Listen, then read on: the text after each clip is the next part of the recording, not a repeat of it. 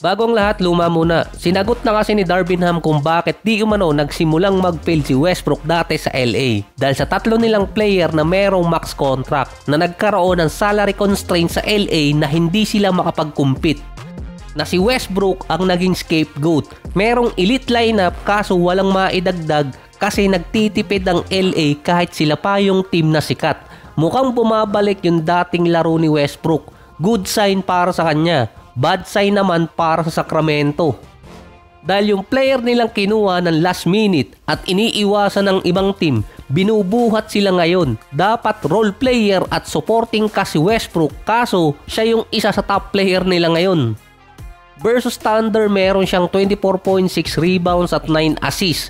Nasa 7 turnovers nga lang, pero 5 out of 9 sa 3-point area. Sa loob din ng 3 games na merong 1-2 record ang Sacramento, meron namang average si Westbrook na 24 points, 11 rebounds at 8 assists per game.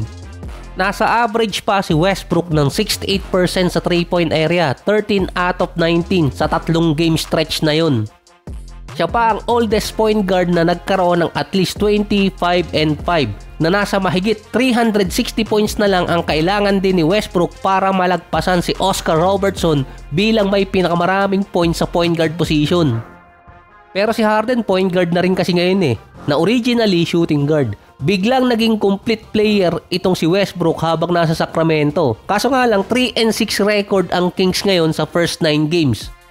Na nag-average naman bigla si Westbrook ng 16.7 rebounds, 6 assists per game na merong pang 1 steal per game. 46% sa field ang pinakamataas sa kanyang buong karir at 45% sa 3-point area ang pinakamataas din sa kanyang karir so far na meron pa siyang 2 out of 5. Parang hindi si Westbrook yung pinanonood ngayon sa Sacramento. Based sa mga comment online ng mga fans, parang balik sa prime Westbrook. Hindi naman kasi shooter si Westbrook dati kahit yung MVP run at triple-double run niya.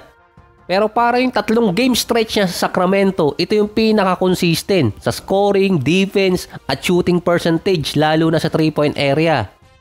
Parang lumalabas pa yung Sacramento ang hindi makasabay kay Russell Westbrook ngayon. Pang-apat siyang leading scorer ng Kings na wala pa rin naman si Keegan Murray dahil injured at siya ang pumalit sa rotation. Na imbes na si Sabonis ang mag-dominate or kumuha ng points ni Keegan Murray, si Westbrook ang nakakuha. 4 na guards ang leading scorer ng Kings, si LaVine, DeRozan, Monk at si Westbrook. Parang naging Derrick Rose si Russell Westbrook ngayon sa Sacramento. Maaga kasing na-develop ni D-Rose yung kanyang shooting. Kaya tumagal pa siya sa NBA at nakabawi pa yung karir kahit papano dahil nga sa mga injuries na nakuha niya. Si Westbrook naman iniiwasan ng mga teams dahil wala siyang shooting dati. Meron naman kaso hindi consistent. Pero ngayon parang nadidevelop na lalo. So may iwasan na ni Russell Westbrook ang super layup. Pero baka ang pumalit 1 linggong 3-point shot. Ang sunod na makakalaban ng Sacramento ay Minnesota na si Anthony Edwards ngayon nakabalik na pero parang tahimik kumpara nung last season. Dati kasi tad-tad ng comment at multa. Mukhang naubusan ng pang child support itong si Edwards. Based naman sa kanya, after ng big win versus Jazz, hindi kasi niya naiintindihan yung rule about sa in-season tournament. Ang alam lang niya, kailangan manalo. Pero parang ang sinabi niya doon, para saan ba yung NBA Cup or in-season tournament? Dahil maraming mga coaches ngayon ang nagrereklamo doon dahil sa hectic schedule na apektado yung team nila na hindi maka-adjust sa practice kundi gagawin na lang nila sa mismong game. Pero yung adjustment naman ng ibang team, naglagay sila ng longer rotation, hindi lang 8 to 9 player. Ang Minnesota 5-4 record sa ngayon. Hindi naman ganong kalayo sa ibang team sa West. Ang ganda pa rin ang nilalaro ngayon ni Edwards, nasa almost 26 points, 4 rebounds, 2 assists, 51 and 50%. Tinalo niya pa yung ambulansya. Ginagamitan na rin ni Edwards ng mga fadeaway shot kaso hindi niya pa ginagamit yung mga tinuro ni Jordan.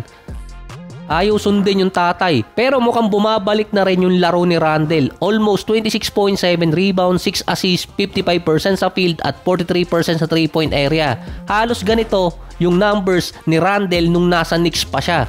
Si McDaniels naman biglang nag-improve. Ganyan talaga ang epekto kapag kasama sa workout si Kawhi. Nasa 18 points, 4 rebounds, 3 assists, 53 and 52%.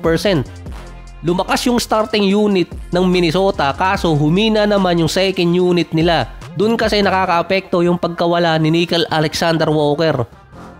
Sabi kasi ni Edwards nung off-season, dadalhin niya sa finals yung Minnesota pero kailangan niya munang talunin sina Luka at itong si SGA. Kaso nadalawahan na siya ng Lakers tapos yung Thunder consistent pa rin. May dumating pang isang alien, si Wembanyama.